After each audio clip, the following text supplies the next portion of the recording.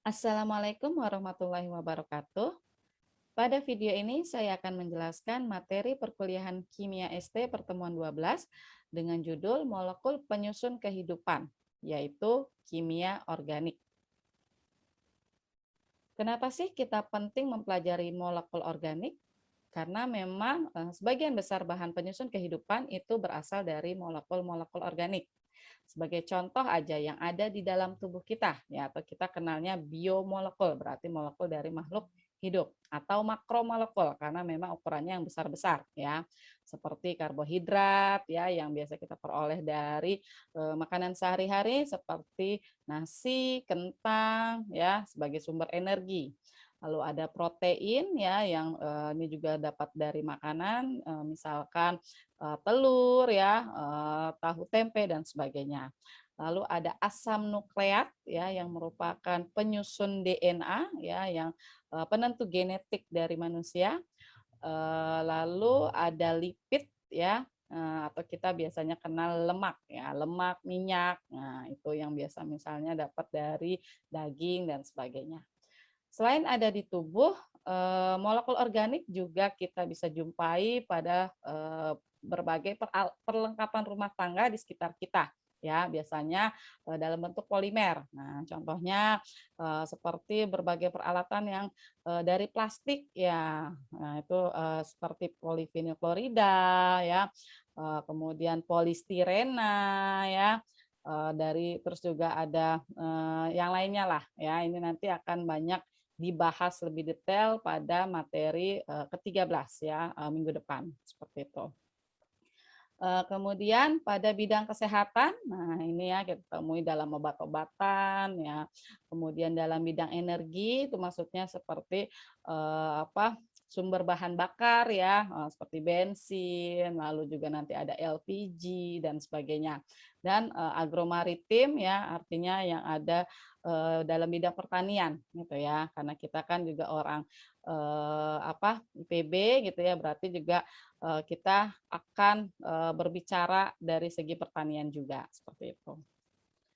Oke, di sini ada beberapa contoh barang ya yang mungkin sering kita jumpai sehari-hari ya. Di sini ada LPG misalkan ya yang sering kita pakai kalau untuk masak, lalu ada bahan bakar, ada pelumas ya untuk kendaraan, lalu ada berbagai polimer ya seperti plastik, botol dan sebagainya dan ini ada asetilena itu berarti untuk laskarbit ya biasanya kita sering lihat ya di apa bengkel gitu ya. Nah, ini semua adalah suatu contoh molekul organik. Nah, apa sih molekul organik itu?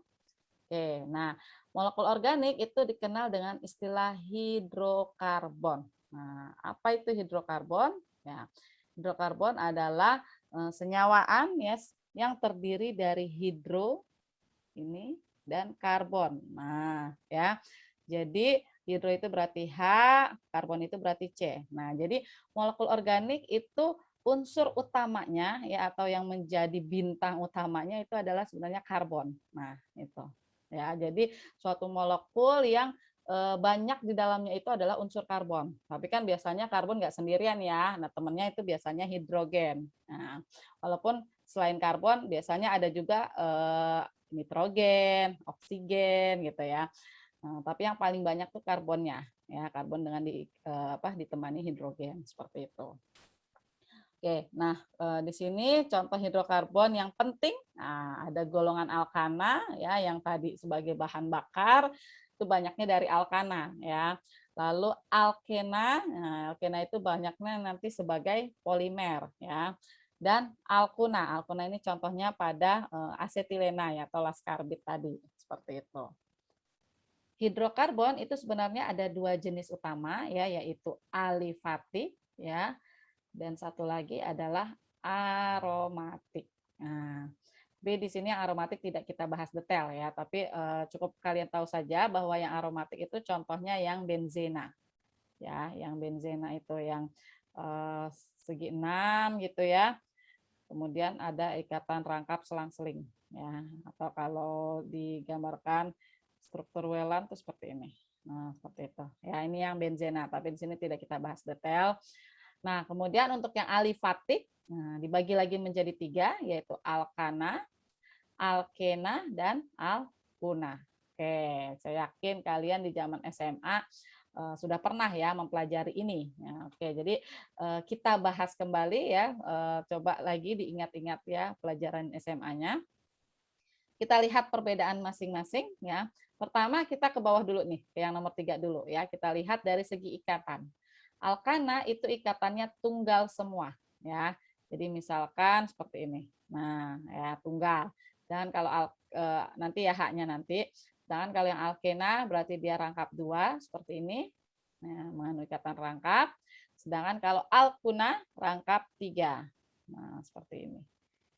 Oke. Nah, kemudian rumus umum. Ya, rumus umumnya kalau yang alkana CnH2n plus 2. Maksudnya apa? Oke, kita ke sini lagi ya. Ke yang paling simpel lah ya. C-nya 2 ya, biar gampang. Nah, di sini kalian harus tahu bahwa C itu dia maksimal mengikat 4 tangan ya. Kalau dia sudah mengikat 1 tangan, ini kan ya sudah ada ikatan 1, berarti sisanya itu untuk H. Berarti H-nya ada 3. Ini juga ada 3. Nah, sekarang coba kita hitung. Ada berapa C-nya? C-nya 2 kan ya. H-nya ada 6. Nah, sehingga maksud CnH2n plus 2 tuh itu. Ya. Cn, N-nya 2, berarti H-nya 2N plus 2. 2 kali 2 tambah 2 berarti 6. Nah, berarti misalkan kalau C-nya 3, nah, kita bisa menduga nih ya, kita nggak perlu tulis strukturnya ya, cukup kan kita sudah tahu rumusnya. Berarti kalau C3 H-nya berapa? Iya, betul 8 ya, karena kan C3 kalau ini 3 berarti ini kan 2 kali 3 tambah 2 berarti 8. Ya, seperti itu. Nah, kemudian berarti kalau yang alkena, karena ikatannya nambah 1 ya secara logika berarti H-nya akan berkurang 2 ya, karena kan ini masing-masing ngurangin 1, ini ngurangin 1. Nah, maka jadinya CnH2n. Ini nih hilang nih yang 2 di sini nih. Nih hilang. Jadi CnH2n saja sudah tidak pakai plus 2. Coba kita cek. Misalkan C-nya 2, berarti kan di sini sisanya berapa? Karena dia sudah mengikat 2 tangan, berarti sisa H-nya adalah 2. Di sini juga ada 2H. Nah, berarti kalau C-nya 2, H-nya berapa ini? 4. Nah, pas sesuai. C2H4. Berarti kalau C3, H6. Kalau dia alkena.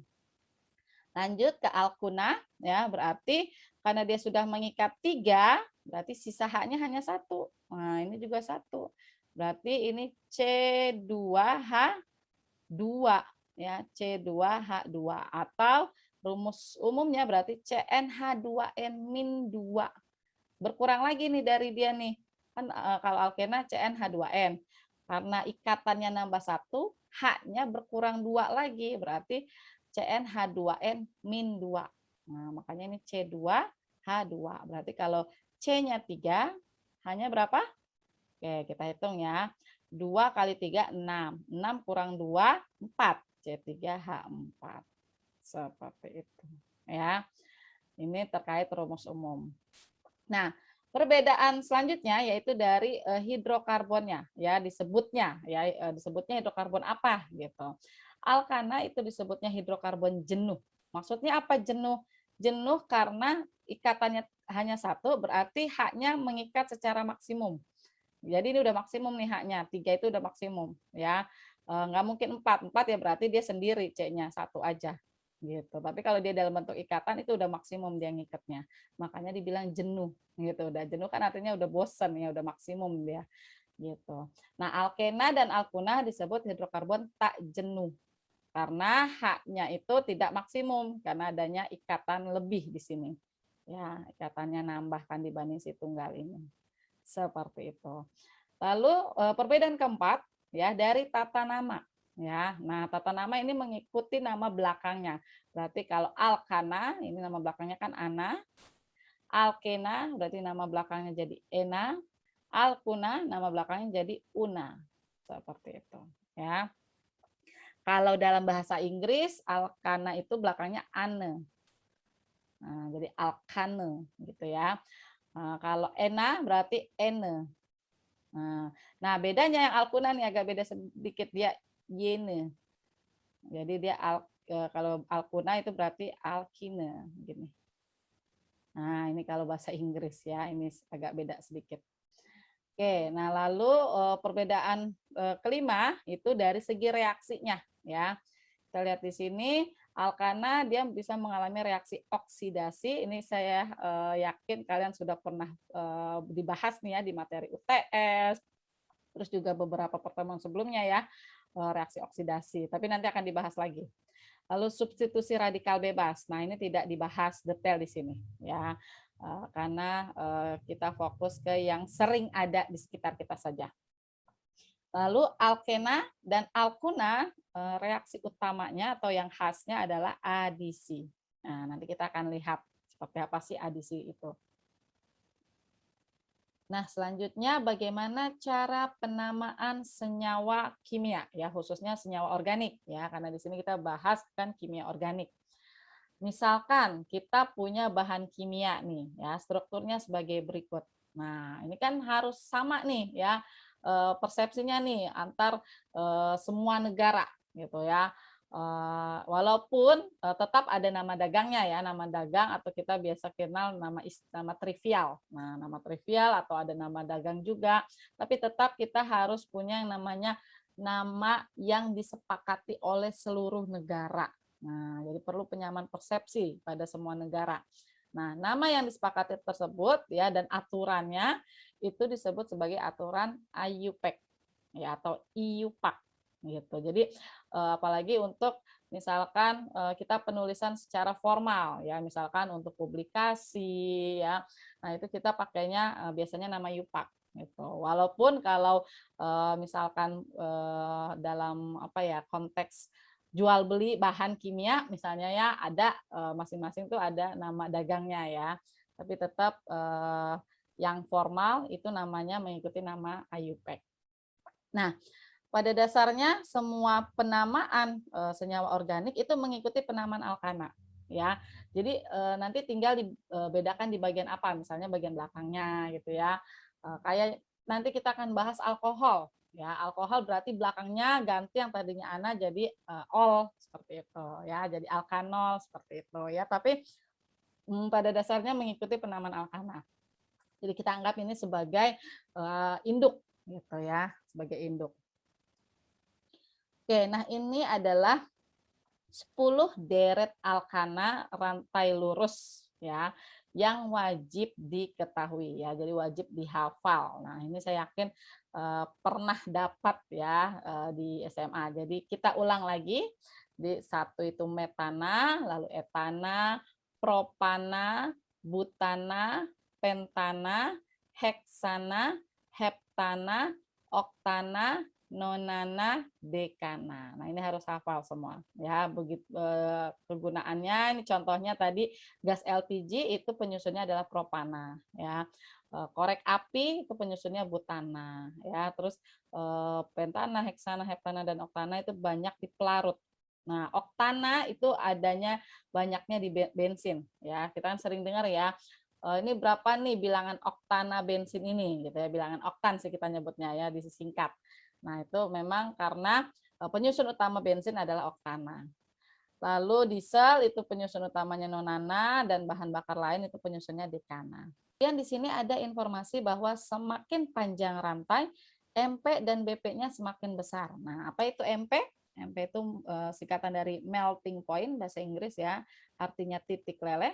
Boiling point artinya titik didih. Nah, sini kita lihat semakin panjang rantai, titik leleh maupun titik didihnya semakin besar ya. Coba dicek. Nah, kenapa bisa seperti itu? Nah, sebelumnya harus tahu dulu nih ya makna titik leleh dan titik didih. Kalau titik leleh ini kan apa ya? Suhu ya saat mulai meleleh. Maksudnya meleleh itu artinya dari perubahan dari padat menjadi cair ya, dari padat menjadi cair. Berarti kan padat yang tadinya jaraknya sangat berdekatan gitu ya, menjadi cair yang agak longgar ya, seperti itu. Nah, seperti ini. Nah, ini titik didih berarti dari ini kan yang tadi TL ya, titik leleh, sedangkan kalau titik didih berarti dari cair menjadi gas. Oh, lebih longgar lagi ya kan. Nah, ini yang titik didih.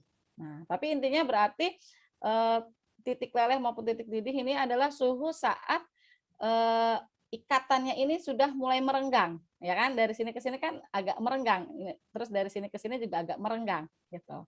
Nah, kalau semakin panjang rantai, itu kan berarti molekul yang terlibat makin banyak.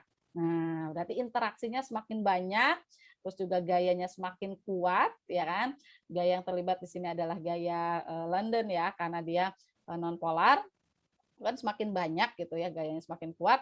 Nah, sehingga suhu yang dibutuhkan untuk memutuskan ikatan nih ya, misalnya dari sini ke sini kan harus diputus ikatannya biar dia lebih longgar. Nah, suhu yang dibutuhkan itu semakin tinggi, makanya titik didihnya semakin tinggi gitu. Suhu untuk mendidihnya semakin tinggi. Gitu ya. Nah, ini juga sama berarti ya, intinya seperti itu. Oke, sekarang kita akan masuk ke tata nama alkana. Jadi ini beberapa aturan ya yang harus diikuti ya dalam kita menamai alkana. Pertama ya, cari rantai karbon terpanjang dari alkana tersebut dan itulah yang dinamai sebagai induk. Sebagai contoh ya, senyawa ini ya, kiri sama kanan tuh sama ya.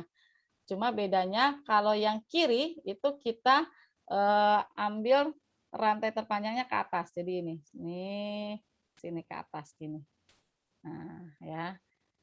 Sini. Nah, di sini kalau yang kiri berarti ada 5 karbon yang terlibat. Sedangkan kalau yang kanan hanya 4. Nah, ya. Berarti yang dipilih adalah yang kiri. Gitu. Bu, kok itu dia ke atas? Nggak masalah ya. Yang penting dia belum putus ikatannya. Ya, kan kalau apa ini masih belum putus nih tuh. Nah, ikatannya masih ada nih. Ini itu masih ada ikatannya. Nah, ya, jadi masih boleh. Jadi ini 5 karbon terpanjangnya, ini 4, berarti ini yang dipilih. Ini tidak, seperti itu. Nah, kemudian kalau ada 2 rantai sama panjang, dipilih yang paling banyak substituennya. Oke, jadi kita sudah tahu tadi induknya ini ya, 5 ini berarti ini sisanya adalah substituen ya. Jadi substituen itu sisa ya. Jadi selain dari induk. Jadi substituen atau cabang kita nama lainnya. Oke, misalkan ini. Kalau kita ambil rantai terpanjangnya yang lurus saja seperti ini, dia kan akan dapat berapa nih? 1 2 3 4 5 6. Akan ada 6 karbon. Kalau kita ke atas begini posisinya ya, jadi maksudnya ini nih, terus ke atas begini ya. Nah, itu dia akan dapat 6 juga sama. 1, 2, 3, 4, 5, 6. 6 juga. Nah, kalau seperti itu bagaimana? Kita cari yang paling banyak substituennya. Ya, paling banyak di sini paling banyak jumlahnya, bukan jumlah karbonnya. Ya, misalkan yang kiri berarti ada 2 substituen. Jadi kita nggak lihat dulu karbonnya berapa. Ya, ini 2 substituen, ini hanya 1. Nah, itu jadi jumlah substituennya. Ya, jadi yang dipilih yang kiri, yang kanan tidak. Seperti itu. Kemudian ada beberapa substituen ya yang lazim kita jumpai ya atau yang sering kita jumpai. Nah, biasanya adalah substituen dari golongan alkana itu sendiri gitu ya. Jadi misalkan yang tadi ketika ini jadi induk berarti kan sisanya ini cabang. Nah, kalau seperti itu alkananya itu berubah yang tadi belakangnya ana itu menjadi il. Nah, makanya disebut alkil. Ya, jadi misalkan kalau dia metana itu dia menjadi metil. Nah, jadi kalau ini jadi cabang nih kayak tadi ini kita sebutnya metil. Nah, kalau 2 ini berarti etil. Kalau 3, nah kalau mulai 3 hati-hati, ada 2 jenis. Ada N-propil atau isopropil. Kita lihat di sini apa bedanya. Ya. Nah, kalau N-propil atau kita nyebutnya propil saja boleh ya. Itu kalau apa sih si substituennya lurus saja seperti ini. Nah, tapi kalau isopropil, nah dia ada cabang di 2 dari ujung. Jadi kalau kata-kata iso itu berarti dia ada cabang di nomor 2 dari ujung. Nah, ini kan nomor 2 dari ujung. Nah, ini. Nah, karena jumlahnya ada 3 berarti isonya isopropil. Tapi yang kayak tadi ini Ini ya, ini namanya isopropil. Nah, seperti itu. Terus untuk C lainnya ya yang lebih panjang dibanding propana ya atau propil itu nama substituennya malah lebih banyak ya, bukan hanya N sama iso saja ya. Contohnya misalkan yang butil. Nah, ini ada butil ya atau N-butil, artinya dia terikatnya lurus seperti ini ya. Jadi ini misalkan induk gitu ya. Dia terikatnya lurus seperti ini, berarti itu kita sebut N-butil ya. N maksudnya normal ya, normal butil atau butil saja boleh ya. Nah, kemudian kalau seperti yang tadi, kayak yang iso tadi ini, artinya ada cabang di nomor 2 dari ujung, nah itu namanya isobutil. Sama lah kayak yang ini. Ini kan ini induk nih ceritanya nih ada induk ya panjang gitu ya. Nah, ini kan nomor 2 dari ujungnya, ini ada cabang. Maksudnya ada yang tidak lurus gitulah ya. Terbingung kok ada cabang di dalam cabang ya. Pokoknya intinya ada yang tidak lurus, itu tidak lurusnya di nomor 2 dari ujung. Nah, seperti itu. Itu namanya isobutil. Nah, selain ada N dan iso, nah ini ada dua istilah lain yaitu sekunder dan tersier. Maksudnya apa? C yang mengikat induk, ya ini ceritanya nanti ada induk, berarti atau kita sebut C alfa lah biar gampangnya. Itu dia mengikat dua alkil lain. Nah, ini mengikat dua C lain. Nah, ya. Jadi kita nggak peduli nih ya C-nya berapa panjang gitu. Pokoknya dia mengikat dua C lain. Nah, itu disebut sekunder. Sekunder kan artinya dua. Nah, kalau mengikat tiga C lain seperti ini, ya berarti tersier. Ya. Tapi tulisannya ter. Ini berasal dari bahasa Inggris ya, tertiary kan ya. Seperti itu. Ini sekunder juga dari bahasa Inggris, secondary ya kan. Tuh, jadi tetap kita harus ikuti seperti itu. Ya. Kemudian kalau C-nya 5 ya, si alkilnya itu dari 5C, selain ada tadi apa? N-pentil berarti kan ya, terus ada isopentil, ada sekunder pentil, ada tersier pentil gitu ya. Ada juga neopentil. Nah, apa nih bedanya? Nah, ini sekilas mirip tersier ya. Ya kan ini kesannya kan tersier tapi beda gitu karena C yang mengikat induk nih induknya nih ceritanya itu mengikat satu C lain. Ya, mengikatnya hanya satu sebenarnya nih dia aja nih, mengikat dia aja. Nah, C inilah tapi yang mengikat tiga C lainnya. Gitu. Jadi bukan langsung si C alfanya ini yang mengikat tiga C lain. Kalau C alfa ini mengikat tiga C lain kan tadi tersier ya. Tersier apa misal tersier pentil berarti ya kalau karena ini C-nya 5. Seperti itu ya. Oke, nah selanjutnya ada substituen atau cabang dari golongan halogen ya FCl BRI. Nah, kalau halogen ini bertindak sebagai cabang, itu belakangnya kita ganti jadi O. Ya kan normalnya kan dia ida ya. Fluorida, terus bromida gitu ya. Nah, ini berubah jadi fluoro, kloro, bromo, iodo. Seperti itu. Oke.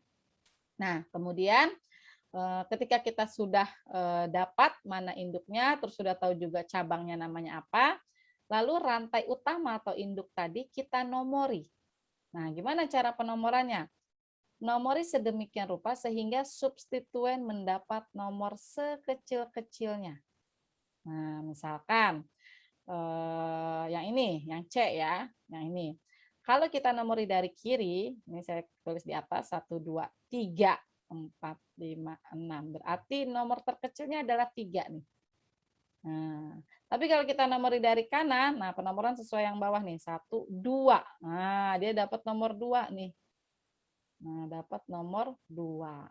Nah, sehingga penomoran dipilih yang dari kanan ini. Seperti itu, ya. Oke, yang D, misalkan dari kiri atau kanan sama-sama dia dapat nomor 2. Ya, kalau dari kiri kan yang paling terkecil dia nih, dapat nomor 2. Dari kanan, saya ganti warnanya jadi merah, 1, 2, sama, 2 juga. Nah, ya. Nah, sama-sama dapat nomor 2. Kalau seperti itu, cari lagi yang selanjutnya, substituen selanjutnya. Oh, ternyata substituen selanjutnya lebih dekat dari kiri. Sehingga secara total nih, substituennya ada di nomor 2, 3, 6. 2, 3, 6. Ya kan? 2, 3, 6. Coba kalau dari kanan. Nah, coba kalau dari kanan, ya. substituennya ini saya nomori dulu deh. 1, 2, 3, 4, 5, 6, 7. Nah, ini dia akan mendapat nomor 2, 5, dan 6. Nah, 2, 5, dan 6. Mana yang dipilih? Otomatis ini. Nah, karena si 3 ini lebih dekat kan dibanding si 5. Gitu. Ya, jadi kalau substituen pertama sama posisinya, cari lagi selanjutnya. Nah, sampai dia beda gitu ya. Gitu. Atau kalau memang substituennya yang misalkan hanya ada 2 seperti ini, kanan kiri sama. Nah, baru yang ini ya, baru selanjutnya adalah prioritas berdasarkan abjad Inggris ya. Maksudnya apa? Kita lihat di sini. Ini kan sama nih dari kanan sama 3 nih, 1 2 3, dia dapat nomor 3. Dari kiri ini juga sama nih, nomor yang bawah 3 juga. Sama kan? Nah, ya. Sehingga kalau seperti itu abjad Inggris. Kita tahu kalau dia C1 apa tadi? Metil kan ya? M berarti. Kalau C2 etil. Nah, mana dulu yang disebut E? Ingat ya, abjad Inggris. Ini kebetulan sama depannya. Etil kan tulisan bahasa Inggrisnya gini, etil. Metil, metil gini ya. Tapi kan intinya awalannya sama, antara Inggris sama Indonesianya sama lah. Jadi E itu duluan dibanding M. Nah, berarti penomoran dari kiri. Nah, seperti itu. Selanjutnya, kalau ada 2 atau lebih substituen yang sama, ya yang identik, itu kita beri awalan Yunani, yaitu di, tri, atau tetra, dan seterusnya. Misalkan, kalau metilnya ada 2, berarti dimetil. Seperti itu ya, tidak pakai strip ya. Jadi ntar langsung nulisnya gini, dimetil. Nah, misalnya gitu. Terus atau contoh lain misalkan etil ya ada 3 berarti trietil ya. Trietil dan seterusnya ya. Nah, kemudian jika ada 2 atau lebih jenis substituen ya maksudnya apa? Misalkan di induk itu dia mengikat ada etil ya, lalu ada metil, lalu satu lagi misalkan ada butil. Nah, seperti itu ya. Mana yang kita sebut duluan? Nah, diurutkan sesuai abjad Inggris. Jadi kalau penamaan, kan kalau tadi ngomongin penomoran ya. Kalau ngomongin penomoran tadi awalannya apa? Prioritas yang substituen dapat nomor terkecil, gitu kan. Baru setelah itu abjad Inggris kalau ternyata sama ya. Nah, tapi kalau penamaan ini kan kita sudah masuk ke penamaan ya. Jadi cara menamakannya nanti. Nah, itu substituen yang akan disebut itu harus diurutkan sesuai abjad Inggris. Berarti kalau ini butil duluan, lalu etil, kemudian metil. Seperti itu. Lalu bagaimana jika substituen-substituen ini ada lebih dari satu? Berarti kan tadi ada awalan ya, misal di butil. Nah, butilnya ada 2, ya kan? Lalu ada trimetil atau trietil gitu ya. Nah, itu bagaimana yang kita lihat D-nya atau B-nya. Nah, kalau seperti itu, yang awalan Yunani tadi diabaikan. Nah, begitupun yang awalan sekunder, tersier itu diabaikan. Ya, itu diabaikan. Jadi misal ya, ada sekunder butil ya. Lalu ada dimetil. Nah, mana duluan yang disebut? Nah, yang duluan disebut adalah sekunder butil. Kenapa? Karena kita fokus ke butilnya, B-nya. Ininya abaikan. Ini juga sama, dimetil, D-nya abaikan. Lihat M-nya. Berarti yang disebut duluan sekunder butil, baru dimetil.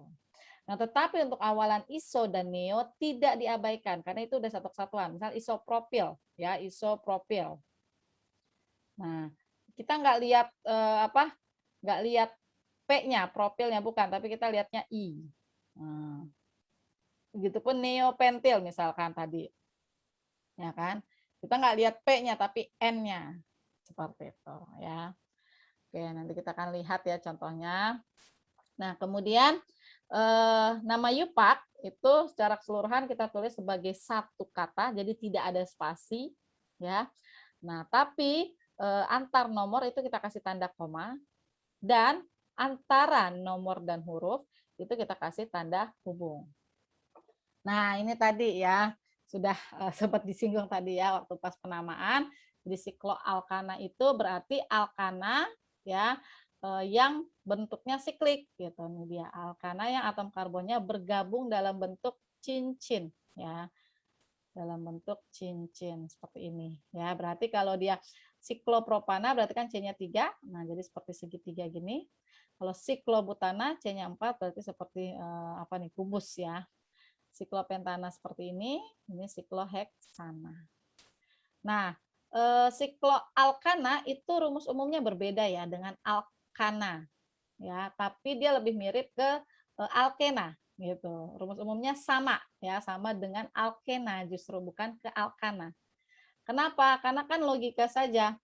Dengan dia membentuk ikatan, dia akan mengurangi 2 hidrogen ya. Akan mengurangi 2 hidrogen. Misalkan ya, kalau dia tadinya kalau di alkana C-nya 3 kan tadi C3H8 kan ya. Nah, di sini kita lihat kalau dia membentuknya siklo ya, siklik 3 seperti ini. 1 2 3 akan masing-masing berarti tersisa 2H nih. Karena ini udah ngikat 2 ikatan. 2H, 2H, 2H. Berarti ini hanya C3H6. Nah, berkurang 2 hidrogennya gitu karena dia berikatan lagi di sini kan. Ya, membentuk siklik. Nah, jadi rumus umum dari sikloalkana adalah CnH2n. Nah, jadi mirip seperti yang alkena tadi ya. Alkena kan juga CnH2n. Gitu ya. Jadi bukan sama seperti alkana justru ya, tapi samanya seperti alkena. Oke, sekarang kita akan bahas isomer. Apa itu isomer? Jadi isomer itu adalah senyawa ya yang memiliki rumus molekul sama ya, tetapi struktur dan sifatnya sangat-sangat berbeda. Nah, ya. Jadi misalkan rumusnya sama nih, sama-sama tadi C3H6. Nah, C3H6 kan bisa tadi sikloalkana ya kan, CnH2n atau bisa alkena. Nah, alkena kan juga CnH2n itu kan sangat berbeda itu sifatnya antara sikloalkana dengan alkena. Seperti itu ya. Jadi intinya dia rumus molekulnya sama, ini rumus molekul namanya, tapi dia punya struktur dan sifat yang sangat berbeda. Contohnya ya, sini ada senyawa, kiri dan kanan itu sama. Coba aja hitung. Jumlah karbon dan hidrogennya atau sama oksigen juga itu sama semua. Jumlah CH dan O-nya. Tetapi yang kiri itu kita sebut 11 cis retinal nih cis ya. Nah, yang ini trans. Nah, ternyata ini berbeda sekali ya. Proses pengubahan cis menjadi trans ya dari cis retinal menjadi trans retinal ini ya pada rodopsin ya pada yang ada di mata kita itu merupakan peristiwa utama dalam proses penglihatan. Artinya tidak bisa kita melihat kalau bentuknya cis retinal seperti ini gitu. Jadi harus diubah dulu menjadi transretinal. Nah, artinya kan ini dua senyawa yang rumus molekulnya sama tapi sifatnya sangat berbeda. Gitu. Nah, itu nanti akan kita bahas ya. Ini hanya contoh aplikasi saja ya. Oke, kemudian pertama yang akan kita bahas karena masih nyambung dengan yang sebelumnya ya, yang cisretinal transretinal tadi itu adalah isomer geometri. Nah, maksudnya apa? Jadi gini, kan ikatan rangkap ya maupun sebenarnya ada satu lagi ya, misalkan pada sikloalkana itu rotasi ikatannya terbatas. Artinya kita nggak bisa muter-muterin kayak halnya ikatan pada alkana. Ya, kalau alkana kan tunggal, jadi bisa kita putar-putar tuh ikatannya. Ya, mungkin kalau kalian sudah praktikum model molekul itu bisa bisa lihat sendiri gitu ya. Pada model molekul yang tunggal dia bisa diputar-putar ikatannya. Ya, tapi kalau rangkap ya rangkap 2, rangkap 3 dan satu lagi sebenarnya sikloalkana ya. Jadi kalau dia berbentuk siklik itu dia tidak bisa diputar-putar. Nah, sehingga setiap karbon pada ikatan rangkap ini kita fokus ke rangkap ya yang mengikat 2 gugus berbeda. Jadi harus ada syarat nih, harus mengikat 2 gugus berbeda. Itu akan diperoleh isomer geometri. Nah, jadi dia rumus molekul sama, ingat ya isomer itu rumus molekul sama, berarti geometrinya yang berbeda. Geometri itu maksudnya penataan dalam ruang. Gitu. Misalkan ya di sini ya. Ini kan secara keseluruhan kita tahu namanya adalah 1,2 dikloroetana. Ini juga 1,2 dikloroetana. Nah, ternyata ketika Cl-nya posisinya seperti ini, ya, yang bersebelahan lah kita bilang sejajar, itu berbeda dengan yang berseberangan seperti ini. Nah, itu yang namanya isomer geometri dan dikenal dengan nama cis trans. Cis itu kalau yang sejajar, trans itu kalau yang berseberangan. Seperti itu, ya. Tapi ingat syaratnya harus dua gugus yang berbeda. Jadi maksudnya C pada masing-masing alkena nih, pada masing-masing yang berikatan rangkap itu mengikat dua gugus yang berbeda. Jadi mengikat H dan Cl kan beda nih. Ini juga sama mengikat H dan Cl. Artinya kalau alkenanya di ujung, misalnya seperti ini. Nah, gini. Jadi kan ini H2. Ini H saja. Jadi kalau kita gambarkan jadi C rangkap gitu kan ya. Terus ada C. Di sini kan berarti dia ngikat dua H. H dan H. Sedangkan yang kanan dia ngikat H sama CH3. Nih. Dia ngikat H sama CH3. Nah, ini kita tidak bilang dia memiliki isomer geometri. Jadi bisa kita katakanlah dia tidak memiliki isomer geometri. Kenapa?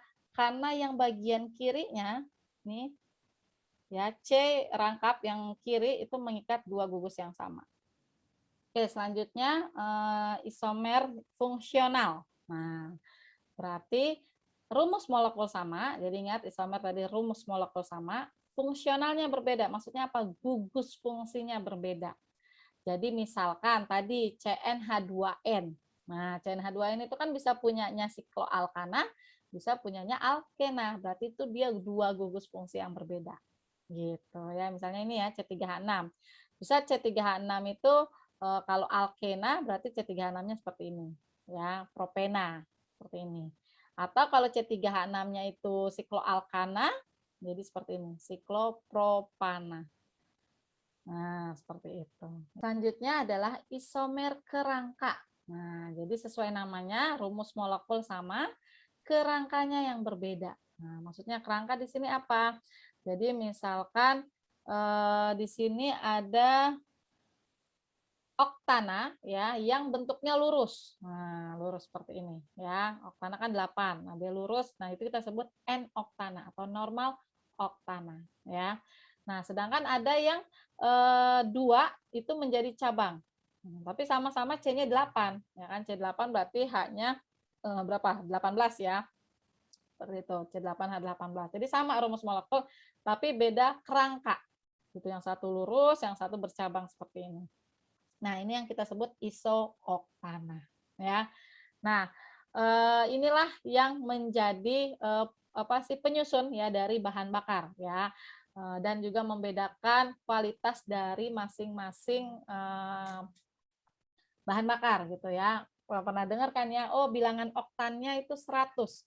Nah, justru bilangan oktan ini menunjukkan seberapa banyak isooktana yang ada di bahan bakar tersebut. Jadi bukan seberapa banyak N-oktana, bukan, tapi isooktana. Ya. Jadi kalau isooktananya 100% ya atau semuanya isinya isooktana itu kita sebut bilangan oktannya 100. Ya. Nah, justru kalau N-oktana itu bilangan oktannya negatif dan biasanya dia nggak ada di campuran bahan bakar gitu ya. Kalaupun ada di campuran bahan bakar itu isooktana dengan N-heptana. Jadi bukan dengan N-oktana. Ya, jadi artinya kalau misalkan bukan isooktana. Misalkan bilangan oktannya 80, berarti 80%-nya isooktana, 20%-nya N-heptana. Seperti itu ya, jadi campuran dia. Nah, jadi biasanya semakin tinggi isoktana itu dia kualitasnya semakin bagus karena menunjukkan ketukan terhadap alat itu semakin sedikit gitu ya. Oke. Selanjutnya adalah isomer posisi. Sesuai namanya, rumus molekul sama, posisinya yang berbeda. Nah, posisi siapa? Gugus fungsi ya. Gugus fungsi itu apa sih? Ya kayak tadi bisa rangkap, bisa halogen di situ ya. Juga bisa ya. Jadi misalkan di sini alkil halida, ya alkil halida itu maksudnya suatu alkana terikat sama halogen itu namanya alkil halida. Atau kita bilang juga organohalogen. Nah, misalkan di sini alkil halida ada 4 karbon dengan 1 brom. Nah, ini secara keseluruhan akan sama pasti ya rumus molekulnya ya. Tapi di sini bromonya bisa di nomor 2, berarti namanya 2-bromobutana. Ya, kita sebut alkil halida sekunder. Kenapa sekunder? Karena C yang mengikat halogen atau kita sebut C alfa itu mengikat 2 alkil lain. Nah, ini mengikat 2 alkil lain, makanya sekunder. Nah, ada juga yang BR-nya di nomor 1.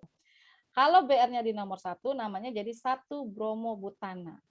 Dan menjadi alkil halidanya adalah primer. Nah, ini kan nomor 1 ya. Nah, atau kita sebutin C alfa lah ya, C yang berkaitan dengan halogen itu dia mengikat 1 alkil lain. Makanya alkil halida primer. Nah, antara 1 bromobutana dengan 2 bromobutana ini kita sebut sebagai isomer posisi ya. Atau misalkan nih ya, contoh lain, butena ya, alkena nih. Nah, butena kan seperti ini. Nah, ini ya. Nah, ini kan alkenanya ada di nomor 1. Ya. Atau 2 butena. Nah, di sini berarti kan ya alkenanya CH3, ini H, ini H, ini CH3. Nah, coba aja dihitung. Jumlah C sama H-nya pasti sama. Sama-sama C4H berapa? Kalau alkena berarti kan CnH2n ya, C4H8. Coba aja hitung, pasti C4H8. Nah, cuma bedanya rangkapnya beda posisi. Satu di nomor 1, yang satunya lagi di nomor 2.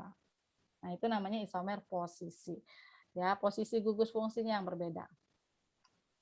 Oke, selanjutnya reaksi hidrokarbon. Ya, tadi sudah sempat disinggung ya, alkana itu khasnya adalah oksidasi dan reaksi dengan radikal bebas ya, tapi kita tidak bahas yang radikal bebas ya.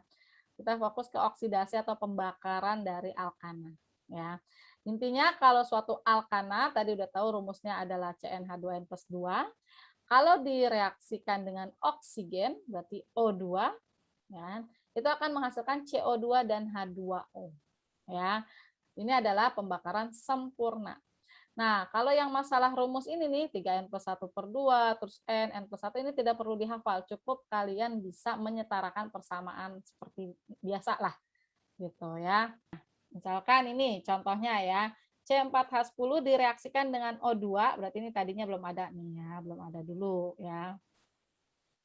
Itu akan menghasilkan CO2 dan H2O, ini yang sudah pasti ya. Oke, nah selanjutnya kita tinggal setarakan aja persamaan ya. Jadi nggak usah dihafalin ini. Ya. C-nya ada 4, berarti di sini juga ada 4C. Nah, coba kita hapus yang ini. Nah, ada 4C kan. Selanjutnya H-nya ada 10, di sini baru ada 2, berarti dikalikan 5. Nah, sekarang tinggal oksigen. Nah, oksigen di sini ada berapa? Kita hitung 2 kali 4 berarti 8 ya.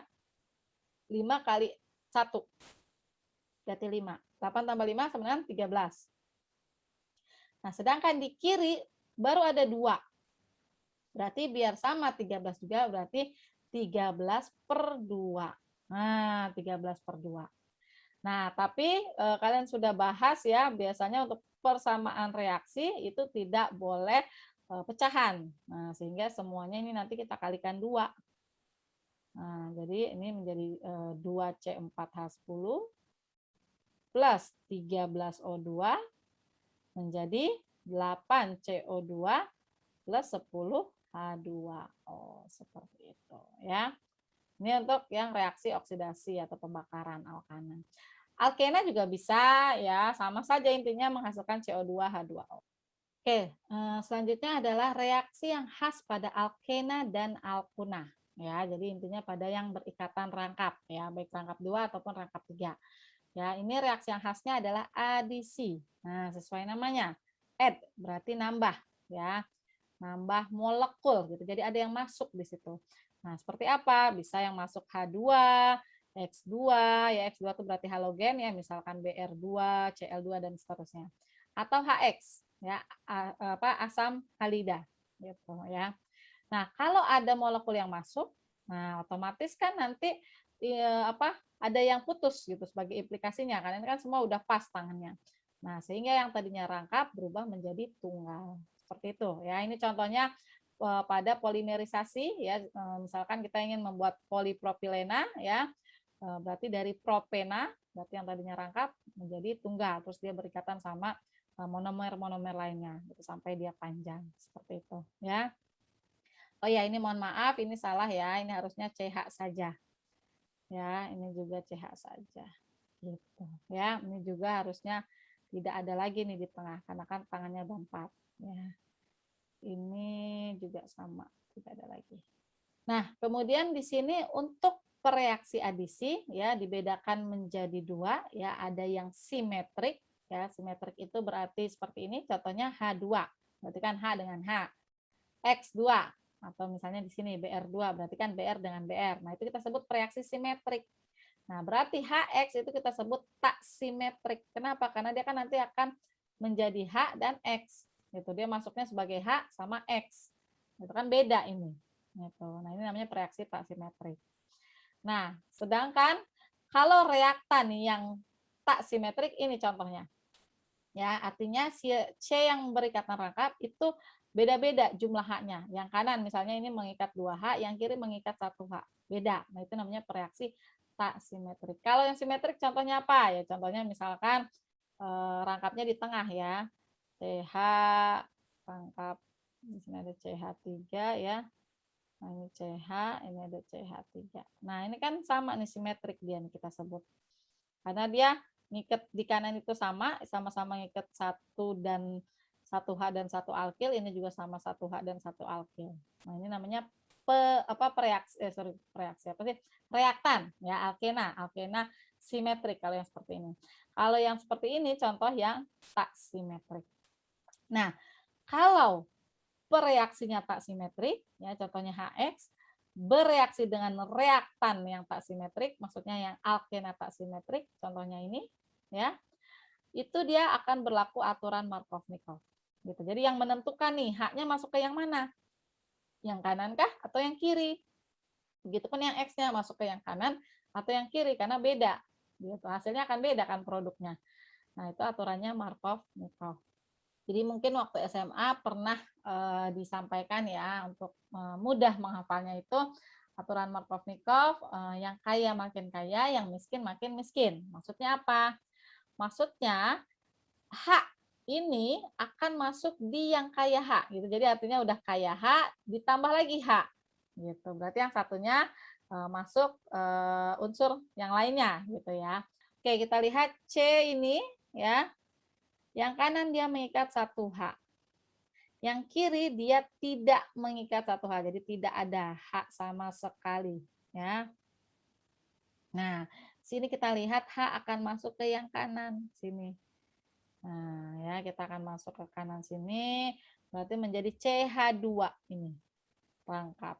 Ya, jadi putuskan ya, yang tadinya rangkap 3 putus menjadi rangkap 2. Ya. Nah, terus yang tadinya CH menjadi CH2 karena H-nya nambah. Itu yang kaya makin kaya. Sehingga Cl-nya akan masuk ke yang tengah sini. Nah, seperti itu. Sedangkan yang satu lagi, posisi satu lagi di mana H masuk di yang tengah, Cl masuk di kanan itu tidak terjadi, tidak teramati. Ya, jadi hanya satu produk ini saja yang terbentuk. Seperti itu, ya.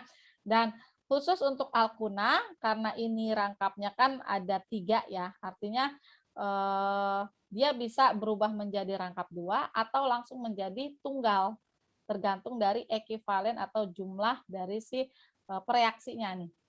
Ya, jadi karena ini kebetulan satu ekivalen atau kita bilangnya 1 mol, jadi 1:1, berarti ikatannya hanya putus sampai rangkap 2. Kalau misalkan 2 mol ya yang bereaksi, jadi di sini tertulis 2 HCl gitu kan ya, atau dibilang HCl berlebih. Nah, itu berarti dia menjadi tunggal. Nah, jadi ini akan bereaksi lebih lanjut menjadi CH3, CH, kita dulu ya, CH2. Ini kan Cl nih. Nah, ini yang tadinya rangkap jadi tunggal, ya kan? H akan masuk sama kayak tadi, masuk ke yang kaya H. Jadi tambah lagi kaya H, jadi 3 dia. Cl akan masuk di tempat yang tadi. Jadi Cl-nya nempel di tempat yang sama. Seperti ini. Kalau pereaksinya 2 mol ya, atau 2 ekivalen atau dibuat berlebih. Seperti itu.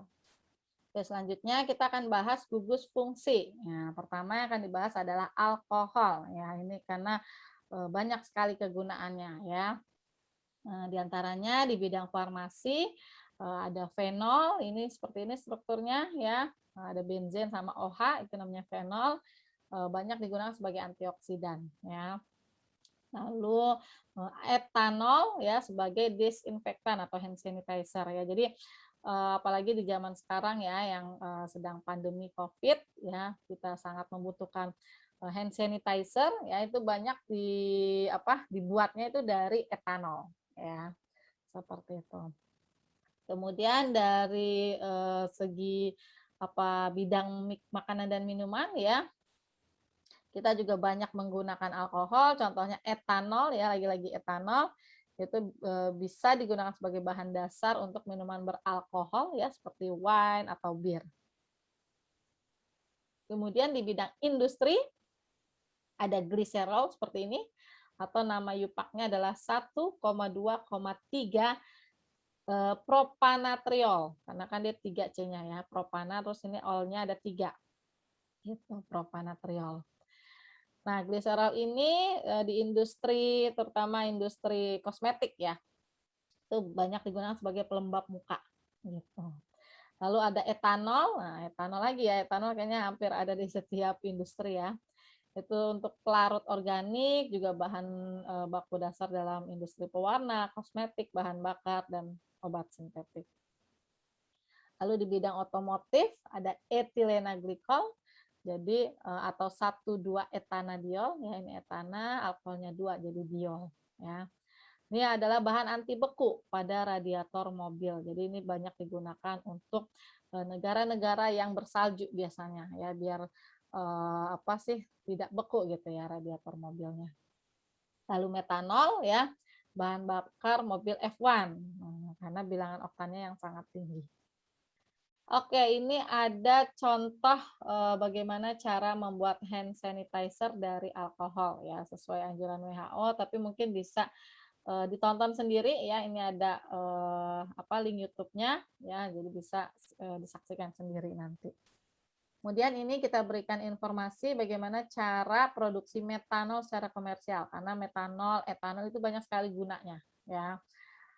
Contohnya tadi hand sanitizer ya, itu untuk yang etanol, lalu metanol tadi yang F1 tadi ya, bahan bakar F1.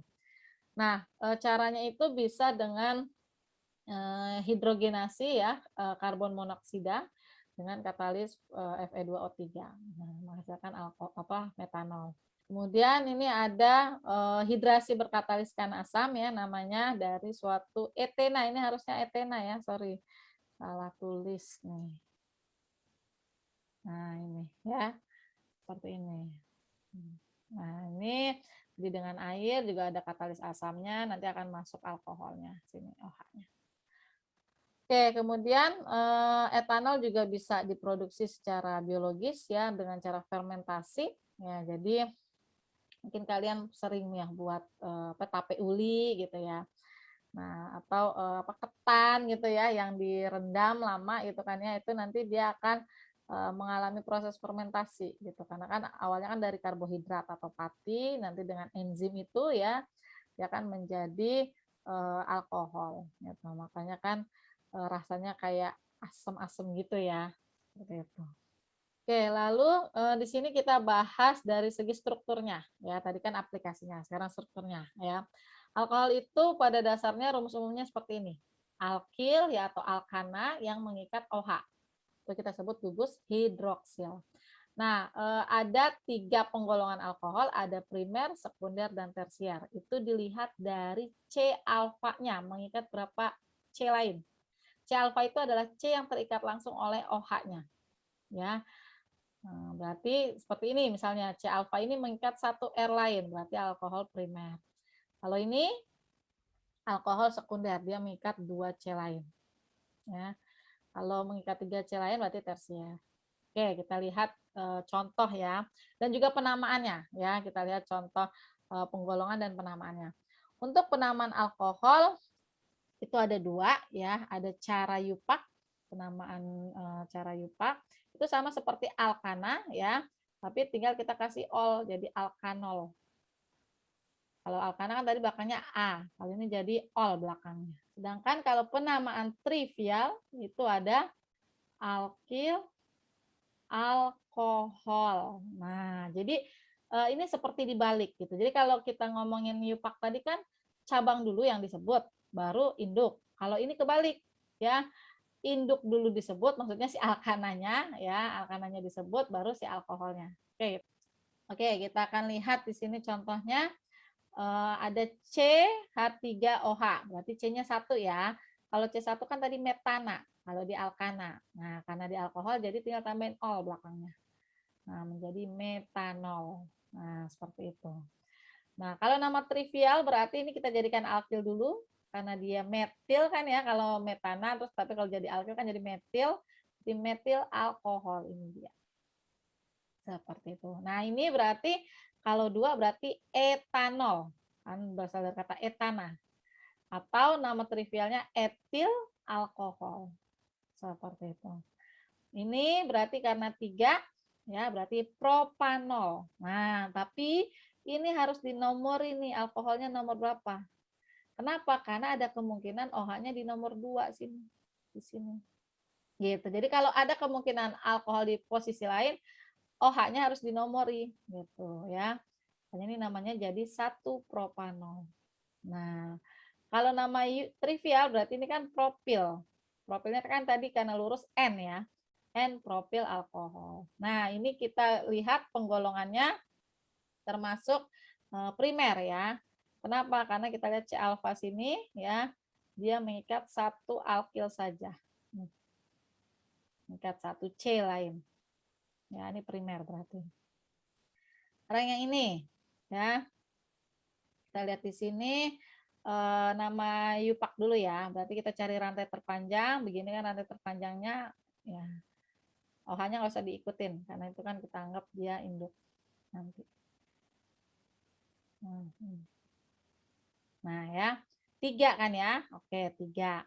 Kemudian di nomor 2 ada metil. Nah, berarti namanya 2 metil. Nah, alkoholnya ada di nomor 1. Nah, ya kan? 2 metil 1 propanol. Ini dia. Ya. Nah, kalau dia nama trivial, berarti kan tadi masih ingat segini nih, sebanyak ini namanya isobutil. Nah, ini isobutil ya. C-nya ada 4 dan di nomor 2 dari ujung tuh ada C yang tidak lurus yang gini. Ya, yang kita bilang cabang lah gitu ya. Nah, jadi namanya isobutil alkohol. Nah, ini masih sama golongannya adalah primer. Karena C alfa ini mengikat 1 C lain saja. Lalu yang ini kita lihat C-nya itu ini sebenarnya masih nyambung nih, masih satu gini nih. Nah, masih gini. Ya, jadi ini bukan hanya 2, rantai terpanjangnya 3 ini. Nah, kan yang penting kan C-nya itu nggak putus. Kalau OH-nya kan di luar itu. Gitu. Nah, ini namanya jadi 2 propanol. Nah, sedangkan nama trivialnya segini kan tadi namanya isopropil ya. Jadi isopropil alkohol. Nah, ini golongan kita lihat C alfanya, ini C alfa ya. Karena pas langsung terikat dengan OH itu mengikat 2 C lain. Berarti ini golongan sekunder. Kemudian yang kanan ini ya, kita lihat di sini penomorannya bebas ya, mau ke atas ini ya. Boleh ya, atau ke bawah ya. Ke bawah maksudnya gini. Gini ya, sama aja kan ya. Atau lurus gini juga sama aja, 3 juga total ya. Dan posisi substituen sama semua. Nah, jadi boleh seperti ini juga. Nah, gini. Oke, jadi ini namanya 2 metil ya, 2 propanol. Nah, seperti itu ya. Jadi metil dan alkoholnya sama-sama di nomor 2. Untuk nama trivialnya berarti kita lihat di sini kesatuan gini ya. Jadi alkoholnya sendirian. Nah, ini kan namanya tadi apa? C-nya ada 4, berarti butil. Nah, C alfa itu mengikat 3 C lain, berarti tersier butil. Nah, tersier butil alkohol.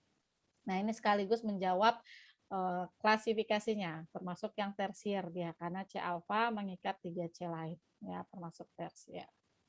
Seperti itu ya, penggolongan dan tata nama alkohol. Oke, gugus fungsi selanjutnya yaitu eter, ya, ini juga banyak kegunaannya.